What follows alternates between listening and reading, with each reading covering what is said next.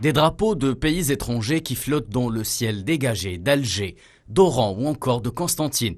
Et des délégations étrangères à foison dans les aéroports. Des scènes qui ne surprennent plus personne désormais. Bien accueillir autrui est une marque de fabrique algérienne.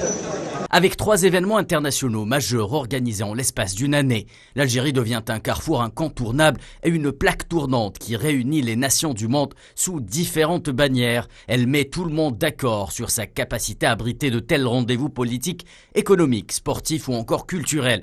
Le pays est désormais sans conteste l'une des nations africaines les mieux loties en infrastructures nécessaires à l'accueil de personnalités étrangères, centres de conférences, stades ou encore hôtels, autant de témoins du professionnalisme affiché par le secteur de l'événementiel, un professionnalisme reconnu par les hautes instances internationales à l'image de la Ligue des Nations arabes ou le Comité olympique.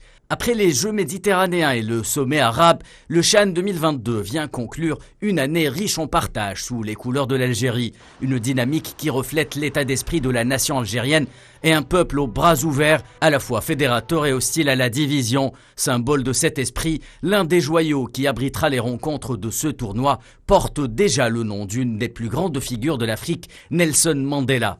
Qu'il s'agisse de moyens logistiques ou de ferveur continentale, le Chan 2022 est une compétition dont la grande réussite ne fait plus aucun doute. Un argument de poids dans le dossier algérien en vue d'accueillir la prochaine Coupe d'Afrique des Nations prévue en 2025. Ce soir à 20h, la balle sera au centre du terrain pour le compte du premier match opposant l'Algérie à son voisin libyen. Désormais, place au sport et à l'esprit coubertin et que le meilleur gagne.